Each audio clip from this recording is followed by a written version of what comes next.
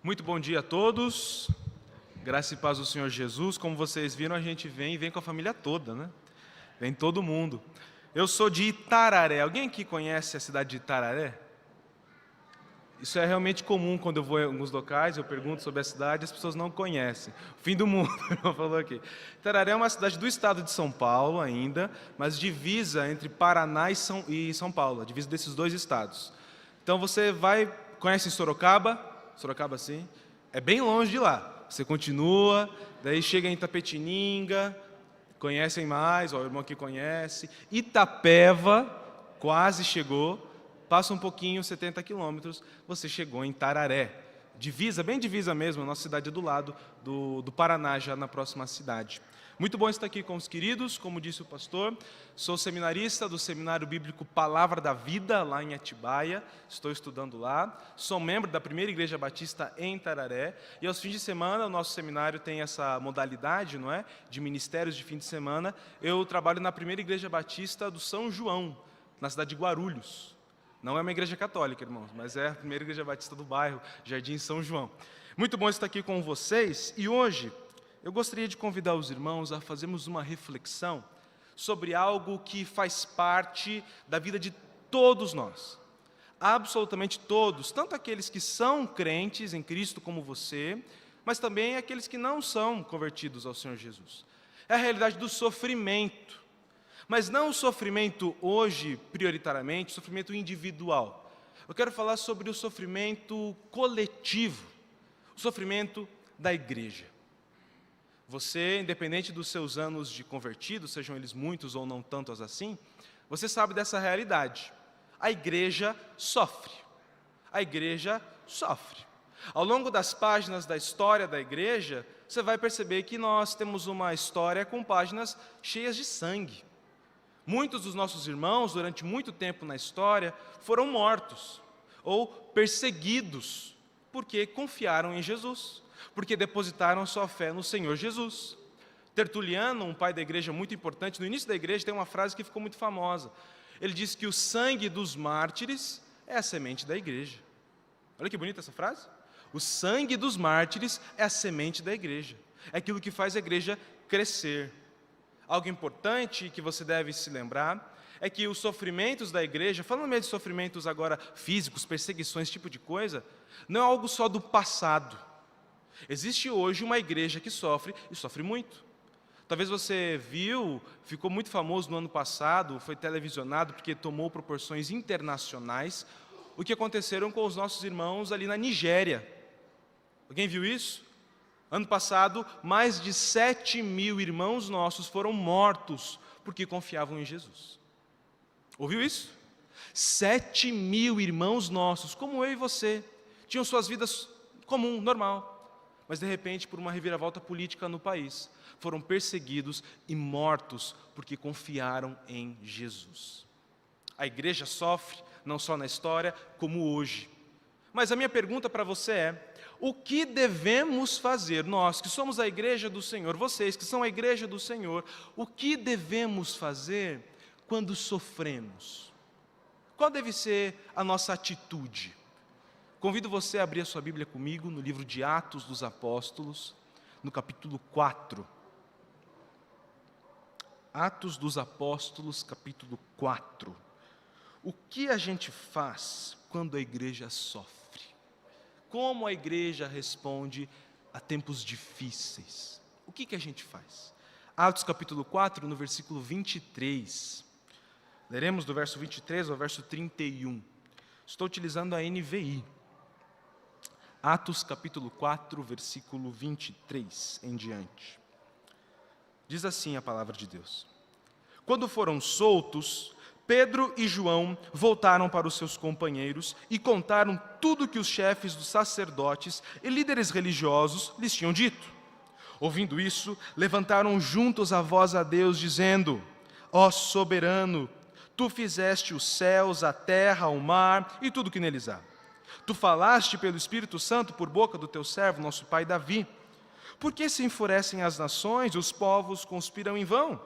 Os reis da terra se levantam e os governantes se reúnem contra o Senhor e contra o seu ungido. De fato, Herodes e Pôncio Pilatos reuniram-se com os gentios e com o povo de Israel nesta cidade para conspirar contra o teu santo servo Jesus, a quem ungiste. Fizeram o que o teu poder e a tua vontade haviam decidido de antemão que acontecesse. Agora, Senhor, considera as ameaças deles e capacita os teus servos para anunciarem a tua palavra corajosamente. Estende a tua mão para curar e realizar sinais e maravilhas por meio do nome do teu santo servo Jesus. Depois de orarem, tremeu o lugar em que estavam reunidos. Todos ficaram cheios do Espírito Santo e anunciavam corajosamente a palavra de Deus. Vamos orar? Senhor, que o teu Espírito, que falou pela boca dos profetas, dos autores bíblicos, que ainda fala aos nossos corações, possa realmente nos abençoar pela tua palavra. Que realmente o Senhor fale aos nossos corações e que sejamos cada vez mais moldados por ela. No nome do teu Filho Jesus que oramos. Amém. Queridos, eu quero compartilhar com os irmãos 3 grandes realidades que nós vamos ver nesse texto. A primeira delas, a ação da igreja.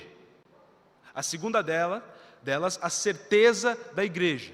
E a terceira delas, a resposta da igreja. A ação da igreja, a certeza da igreja e a resposta da igreja. Para a gente começar e entendermos o que de fato Lucas, o autor desse texto, está querendo dizer para a gente, é necessário a gente fazer uma voltar um pouquinho para o que é o próprio livro do Atos dos Apóstolos. O livro de Atos dos Apóstolos tem um nome muito sugestivo. Lembra só, Jesus, nós sabemos a história dele pelos evangelhos, os 4 evangelhos, os primeiros livros do Novo Testamento. Nós conhecemos o nascimento de Jesus, a vida de Jesus, o ministério de Jesus, a morte de Jesus e a ressurreição de Jesus. O ponto primordial dos evangelhos, inclusive, Jesus ressuscitou. Mas o que acontece depois da história? O que acontece com os apóstolos, aquele grupo mais unido a Jesus que ele chamou para andar com ele? Ou o que acontece com o próprio Jesus depois da sua ressurreição? Para isso, na nossa Bíblia, nós temos o livro de Atos dos Apóstolos, que conta essa história depois de Jesus. Atos, no capítulo 1, e se você quiser, você pode voltar comigo na sua Bíblia, por favor. Atos, no capítulo 1, nós temos exatamente a descrição da igreja no seu período inicial, na sua semente, crescendo como povo de Deus. Capítulo 1, versículo 8, um texto muito conhecido, talvez muitos irmãos devem ter até ele decorado. Nós temos a grande mensagem do livro de Atos. Atos capítulo 1, versículo 8. Mas receberão o poder do Espírito Santo quando ele vier sobre vocês. E vocês vão ser minhas testemunhas em Jerusalém, Judéia, Samaria e até os confins da terra. Esse versículo é o versículo mais importante do livro de Atos. E, na verdade, o versículo mais importante para a nossa vivência como igreja. A igreja do Senhor Jesus é formada por pessoas que são testemunhas de Jesus e testemunham dele em todo canto. E parece que esse plano de Deus, esse propósito de Deus, essa ordem de Jesus aqui se cumpriu, não é? Estamos falando de um texto que foi falado e escrito em Jerusalém. Nós estamos em São Paulo, falando desse mesmo Jesus. Chegamos aos confins da terra daquele local, né? Mas ainda existem muitos locais onde as pessoas não têm esse privilégio. E cabe a nós hoje, a igreja de hoje, de 2026, fazer essa obra de Deus. Nós ainda temos no capítulo 1 a ascensão de Jesus. Jesus ressuscitou dos mortos e em Atos capítulo 1 nós temos a ascensão dele. Ele volta para o Pai, ele volta para os céus. E diante daquela cena, imagina essa cena, os apóstolos ali reunidos e vendo Jesus literalmente subindo para os céus, eles ficam maravilhados com aquela cena, olhando para o céu de uma maneira fantástica. Olha o que aconteceu. Então, 2 homens de branco que estavam lá com eles, nesse mesmo local, nessa mesma ocasião, olham para esses homens, no versículo 11, e diz algo fantástico. Esse Jesus que vocês estão vendo subir, também voltará. Assim nasce a igreja do Senhor, alicerçada nessas 2 realidades. Precisamos testemunhar de Cristo a todas as nações, a todos os locais. E também precisamos ter a certeza que esse Jesus voltará. A igreja do Senhor Jesus nasce nessas 2 grandes realidades. Jesus precisa ser pregado em todo canto, mas também ele vai voltar, ele voltará. Ele não deixa a sua igreja sozinha, não. De maneira nenhuma isso acontece. Logo no capítulo 2, nós temos o início da prática dessa igreja, e aqui ela recebe de fato o poder que Jesus disse que ela ia receber, o Espírito Santo. Você deve se lembrar em Atos capítulo 2 o que acontece naquela reunião na festa de Pentecostes, aquela festa que acontecia 50 dias depois da Páscoa. O povo está reunido, os discípulos de Jesus estão reunidos, e de repente o Espírito Santo vem a eles. E vem a eles justamente testificando que eles precisam testemunhar de Jesus. Imagina só aquela grande situação, pessoas vindas de vários e vários locais do mundo, falantes de várias e várias línguas, pelo Espírito Santo, Deus, de fato, usa a vida dos apóstolos para pregarem a palavra de Deus. E todo mundo entende. Mesmo sendo de povos diferentes, línguas diferentes, todo mundo entende a palavra de Deus. A ação de Deus. Ele não quer que a gente seja testemunho em todo lugar? Então, Ele usa o teu Espírito exatamente para isso. Logo depois, nós temos a primeira pregação do apóstolo Pedro, e muita gente se converte, muita gente conhece a Deus ali. E chegamos no capítulo 3. E agora eu quero que você preste mais atenção, porque nós chegamos na nossa história que lemos no capítulo 4. A história do capítulo 3 é uma história muito interessante, que você deve, inclusive, conhecer. Lembra o que aconteceu? Pedro e João estavam andando e estão indo ao templo. Quando eles chegam ao templo, e aqui você deve entender que o templo era o local da cidade. Tudo acontecia lá. O templo era a região central da cidade, o comércio, as pessoas, o movimento da cidade acontecia lá, era o centro. Pedro e João estão passando pela porta do templo, e eles se deparam então com um homem aleijado e morador de rua, um mendigo. A Bíblia chama a atenção. Esse homem então olha para Pedro e João e faz algo que ele estava acostumado. Ele pede esmolas a Pedro e João. E Pedro e João, bons missionários que são, olha para aquele homem e dizem o seguinte: olha, nem prata nem ouro eu tenho, mas isso que tenho eu lhe dou. Ande em nome de Jesus. Você que conhece a história já sabe o que acontece. Aquele homem é curado. Aquele problema que ele tinha em suas pernas é sanado. A Bíblia chama atenção no capítulo 3 que ele começa a pular e louvar a Deus. E todo mundo começa a ver todo aquele movimento que está acontecendo. Um homem que todo mundo conhecia, porque ele ficava ali, era conhecido da cidade, foi curado. Ele foi curado. E como ele foi curado? A partir disso, Pedro, que não é bobo nem nada, junto com João, começa então a pregar para aquele povo. Começa a pregar para aquela multidão que começa a se chegar por ver aquele milagre, algo visível, algo factual. Ele começa a sua mensagem, e a sua mensagem é uma mensagem dura para aquele povo. Veja comigo Atos capítulo 3, verso 19, o centro dessa mensagem. Arrependam-se, pois, e voltem-se para Deus, para que os seus pecados sejam cancelados, perdoados. Arrependam-se. A mensagem de Pedro e João para aquele povo que se amotinou para ver aquele homem curado é essa: arrependam-se. A mensagem de fato do Evangelho: arrependam-se dos seus pecados, e assim vocês vão ser perdoados, crendo em Jesus. Agora eu quero que você olhe comigo para o capítulo 4 mesmo, versículo 1, que nós começamos com um problema aqui. Olha o versículo 1 comigo. Enquanto Pedro e João falavam ao povo, chegaram os sacerdotes, o capitão da guarda do templo e os saduceus. Momento de tensão na história, momento de tensão na narrativa. Chegam ali então os sacerdotes, o capitão da guarda e os saduceus. Chegam aqueles que têm o poder nessa ocasião. Sacerdotes, aqueles da classe que cuidavam, lideravam o templo. O capitão da guarda, aquele que era responsável pela guarda, a segurança do templo mesmo, um poder militar. E os saduceus. Os saduceus é mais um daqueles partidos que existiam entre os judeus na época de Jesus. Lembra dos fariseus? Eles são um partido. Os saduceus são outro, que não tem tanta proeminência quanto os fariseus, mas eles tinham sim as suas distinções, tanto políticas quanto de crenças religiosas. Eles eram juntos com Roma, não tinha nenhum problema em andar com os romanos, era tudo bem para eles.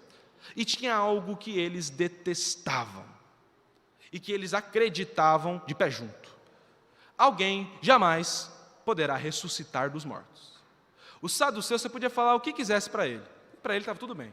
Mas se você falasse que alguém ressuscitou dos mortos, você arranjava um problema. Você teria um inimigo. Os saduceus negavam isso. Totalmente. É impossível alguém ressuscitar dos mortos. Não tem como. Daí o versículo 2 do capítulo 4 faz mais sentido para a gente. Olha só. Eles, esses homens, esses líderes religiosos, eles estavam muito perturbados, porque os apóstolos estavam ensinando o povo e proclamando em Jesus a ressurreição dos mortos. Lembra? Eles negavam isso completamente. Completamente. Não pode alguém ressuscitar. Então Pedro e João começam essa discussão com eles, mostram no versículo 12 a grande mensagem deles, que não existe salvação em nenhum outro a não ser o Senhor Jesus. Testemunham de fato da fé que eles têm, algo que por vezes nós não fazemos, não é verdade? Nós de fato nos acovardamos diante de coisas muito menores. Eles estão diante dos líderes da época, dos grandes poderosos da época, e são corajosos. Não temem não, falam de verdade. Olha o versículo 13, que interessante, o que aqueles religiosos notam. Vendo a coragem de Pedro e de João e percebendo que eram homens comuns e sem instrução, ficaram admirados e reconheceram que eles estavam com Jesus, que eles haviam estado com Jesus. São homens simples. Pedro e João é gente como a gente. Eles não eram homens estudados, não eram homens conhecedores das coisas, não. Pedro e João eram pescadores. Jesus pega esses 12 homens, fedendo a peixe, e muda o mundo. Porque o mais importante não é de fato quem nós somos, mas é o Deus que nós servimos. Aqui, aqueles homens religiosos veem que tem alguma coisa diferente nesses dois. Eles estão falando os conselhos de Deus, a palavra de Deus, mesmo sendo homens simples. E eles então começam a discutir. Prendem Pedro e João, eles são levados para a prisão e começam a discutir. O que a gente vai fazer com esses homens? O que a gente vai fazer com esses dois? Olha o versículo 16 comigo. Que faremos com esses homens? Todos os que moram em Jerusalém sabem que eles realizaram um milagre notório que não podemos negar. Todavia, para impedir que isso se espalhe ainda mais entre o povo, precisamos adverti-los de que não falem com mais ninguém sobre esse nome. Viram? Essa é a liminar que esses homens soltaram. Olha, de fato esses homens fizeram alguma coisa importante. A gente está vendo que aquele homem foi curado, o aleijado. Mas a gente não pode deixar que esse nome se espalhe. Vamos proibir eles de falarem isso. Acredito que essa proibição deu errado, né? Você sabe disso muito bem. Você está aqui falando desse nome, 2000 anos depois dessa história. Mas então o que acontece? Versículo 18. Então, chamando-os novamente, ordenaram-lhes que não falassem nem ensinassem em nome de Jesus. Mas Pedro e João responderam: julguem os senhores mesmos se é justo aos olhos de Deus obedecer aos senhores e não a Deus. Pois não podemos deixar de falar do que vimos e ouvimos. Depois de mais ameaças, eles os deixaram. Não tinham como castigá-los, porque todo o povo estava louvando a Deus pelo que acontecera. Assim chegamos no versículo 23 que nós lemos. O povo está vendo ali o que aconteceu com aquele homem. Os chefes, os líderes não têm o que fazer. De fato, esse homem foi curado. E mandam então Pedro e João de volta. Eles são libertados. Então vem o versículo 23 que nós lemos. Quando foram soltos, Pedro e João voltaram para os seus companheiros e contaram tudo o que os chefes dos sacerdotes e líderes religiosos lhes tinham dito. Pedro e João então voltam para a igreja e dão um informativo. Olha o que aconteceu. E conta para aquela igreja justamente todo esse fato. Olha quanta história. Essa mesma história que a gente acabou de ouvir, eles contam para essa igreja. Então, Pedro e João, voltando para eles, aqui tem algo muito interessante, voltando para os seus companheiros. A ideia aqui é justamente voltando para os seus, voltando para a sua família, algo que o livro de Atos todo gosta muito de mostrar para a gente, que a igreja no início ela era muito unida, completamente unida. E essa é uma realidade, irmãos, que precisamos entender sempre. A igreja do Senhor, o povo do Senhor, nós, eu e você, precisamos andar unidos. Esses companheiros, esses que são deles mesmos, a família de Pedro e João, são os irmãos de fé.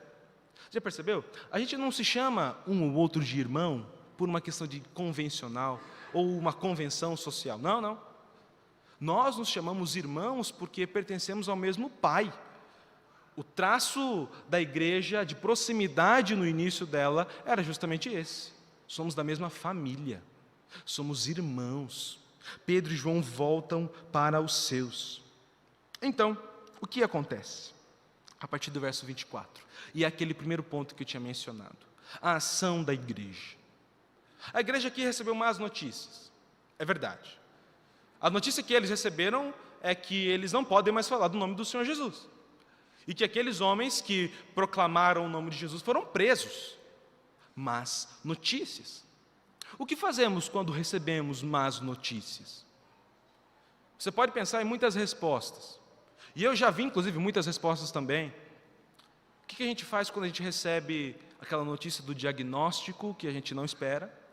Ou de uma notícia que um familiar recebeu um diagnóstico que a gente não espera?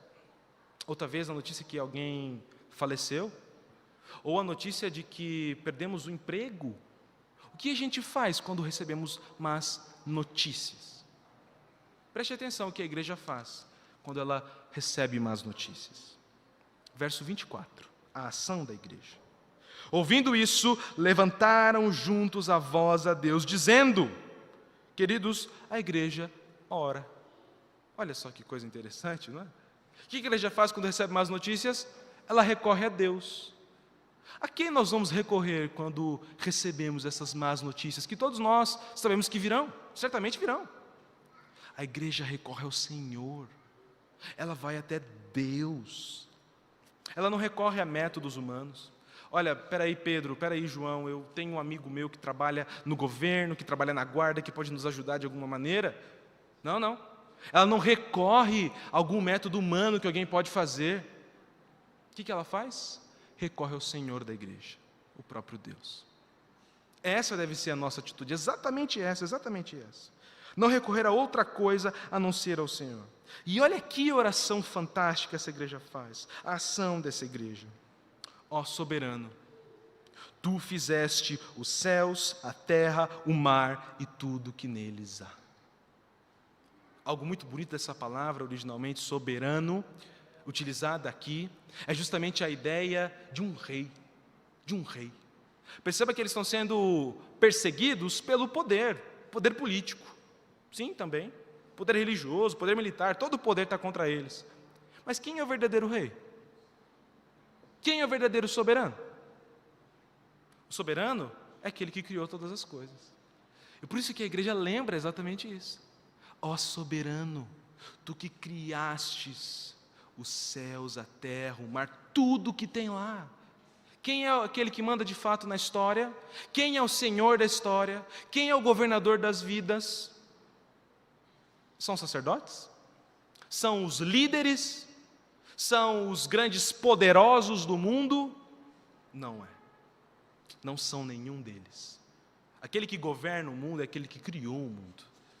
E o privilégio que temos de ser povo de Deus é que servimos a Ele. Servimos ao Senhor, que criou todas as coisas, o soberano.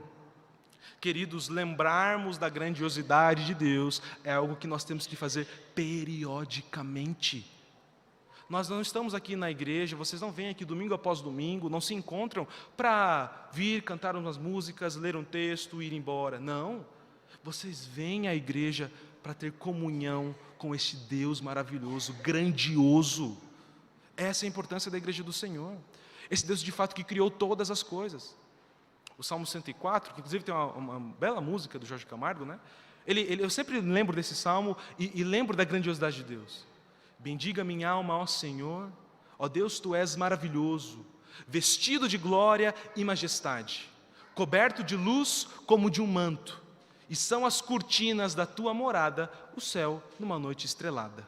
Olha que é muito poético, muito bonito, né? Mas olha o sentimento desse texto, o Salmo 104. De fato, o Senhor é esse, que também, de acordo com os Salmos, os céus é onde Ele descansa os pés, é o estrado dos pés dele. O ser humano é só mais uma criatura, não tem poder contra Ele. Esse é o nosso Deus, o soberano, aquele que de fato criou todas as coisas. Esse é o tamanho do nosso Deus. E quando sofremos, podemos chegar a Ele. Chegar a Ele. falar com esse Deus, orar a esse Deus. E essa igreja não somente ora, ela relembra de mais uma coisa. Em momentos de adversidades, precisamos nos lembrar de quem Deus é. E você se lembra o que revela quem Deus é? Está aí, na tua mão, a palavra de Deus.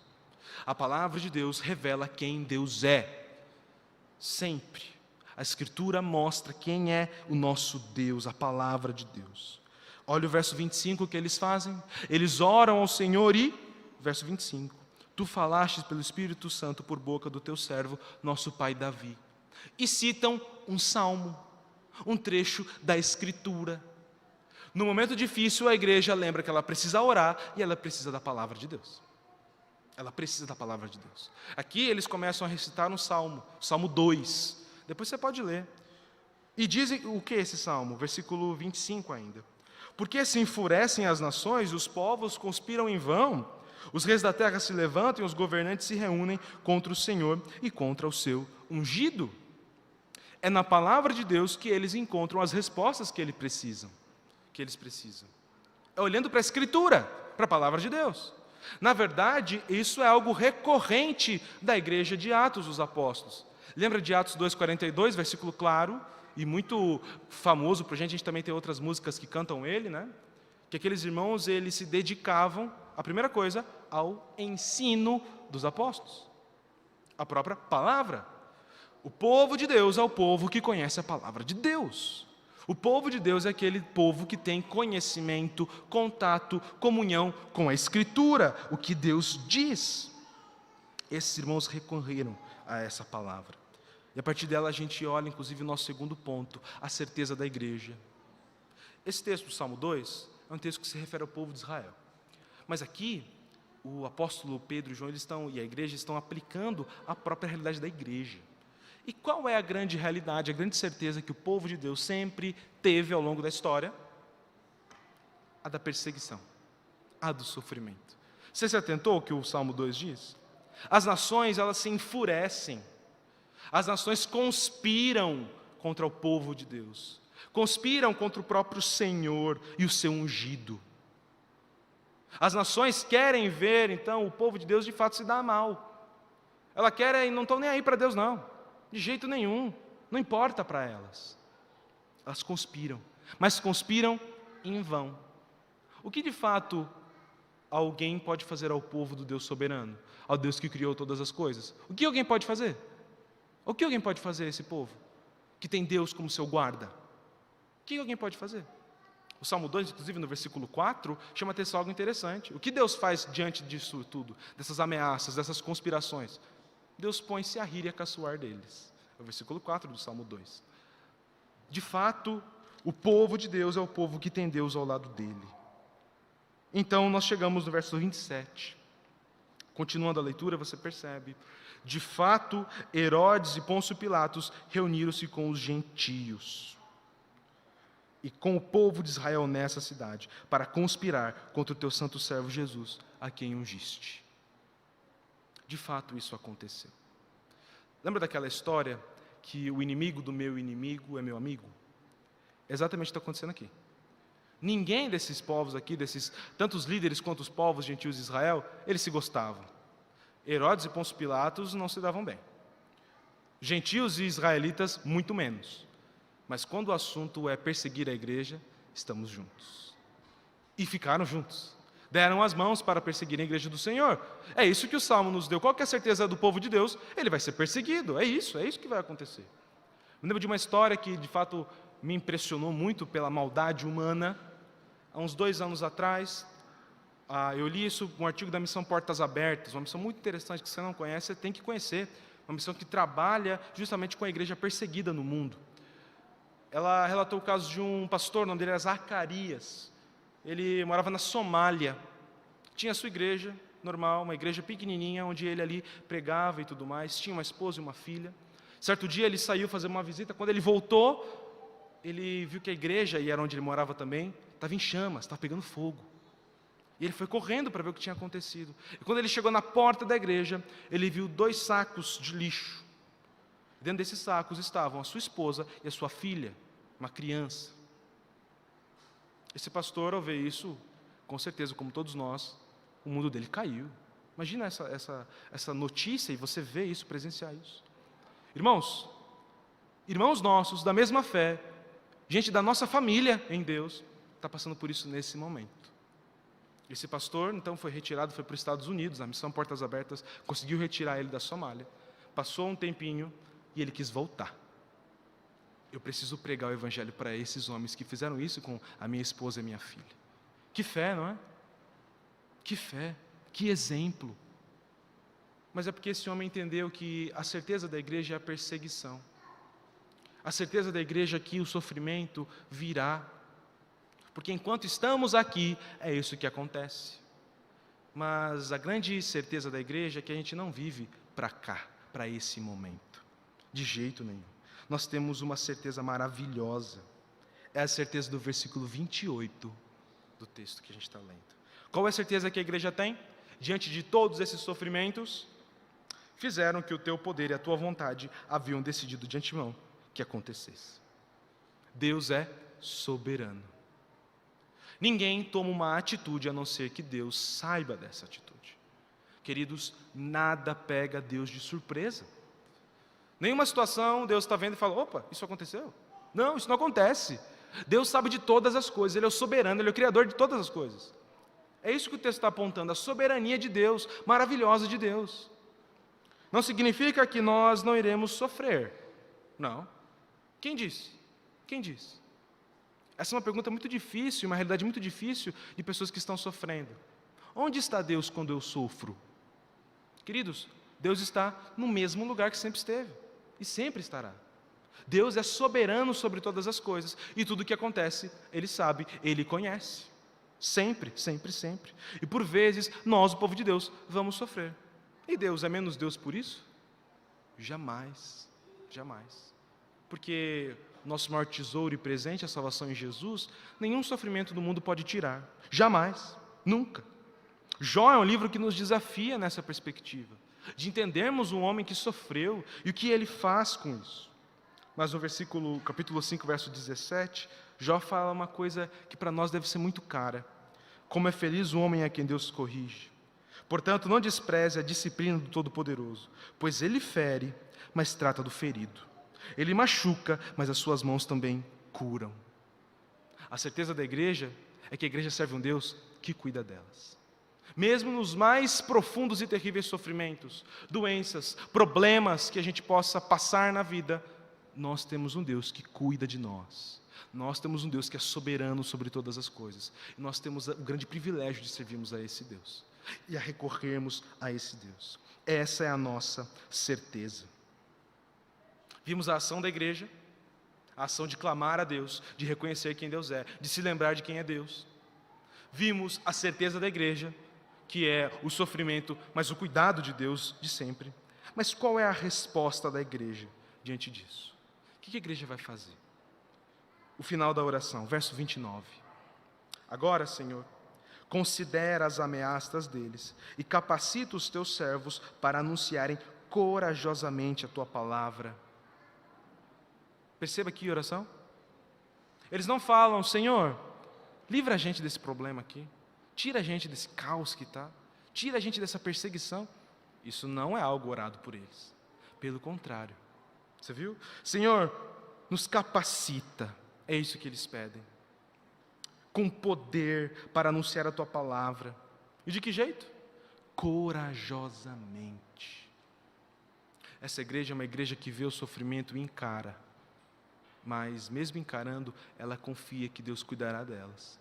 Então, Senhor, nos capacita para falarmos a tua palavra corajosamente. Anunciar a palavra de Deus corajosamente. Porque essa é a nossa função, pregar a palavra.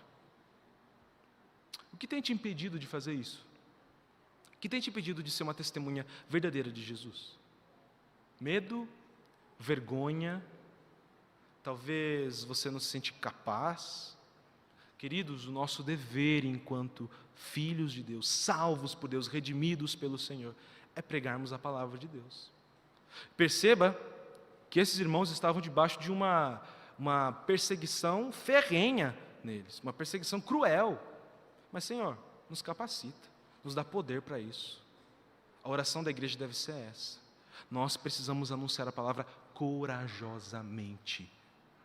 Que essa seja a oração dessa igreja. Que essa seja a minha oração.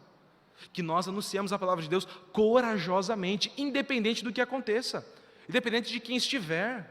Seja o poderoso que for, a palavra de Deus é de um Deus mais poderoso ainda. Sempre foi assim e sempre será assim. Mas existe mais um pedido para essa igreja. Esse pedido que a igreja faz no versículo 30 é muito interessante. Estende a tua mão para curar e realizar sinais e maravilhas por meio do nome do teu santo servo Jesus. Literalmente, Senhor, haja,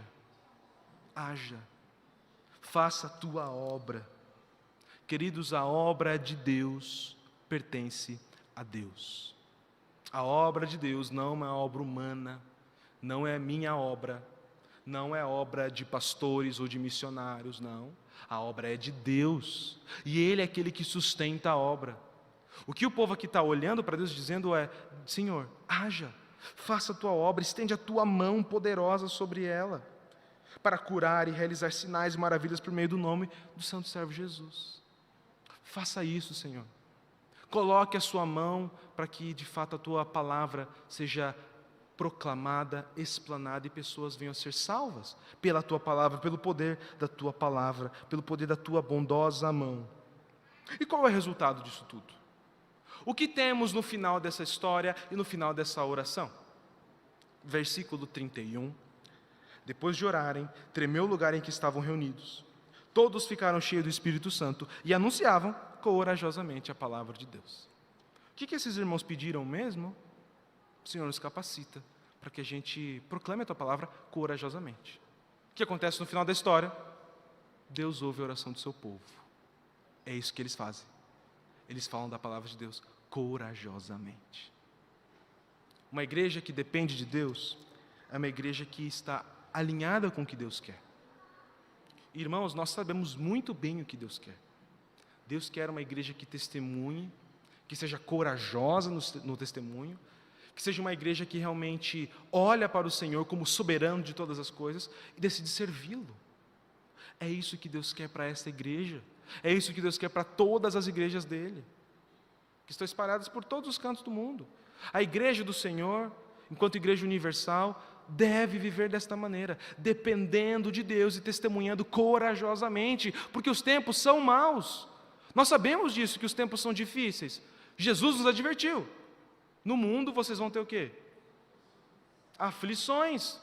Não são rosas, não são carinhos, não são maravilhas. Não! No mundo vocês terão aflições. Mas tenham bom ânimo, porque eu venci o mundo. O Evangelho de João nos conta isso. Queridos, nós precisamos, concluindo agora, olharmos para o Senhor e de fato entender que Ele é o soberano sobre todas as coisas. A ação da igreja é essa: olhar para o Senhor, ir ao Senhor. E não pense você que a igreja de Atos era uma igreja perfeita, porque isso acontece quando a gente lê o livro de Atos, né? Parece que a igreja ela é, uau, ela é a igreja, ela é perfeita. Não, acontecem problemas. Final do capítulo 4, a gente tem a história do Barnabé. Começa o capítulo 5, a mesma igreja tem Ananias e Safira.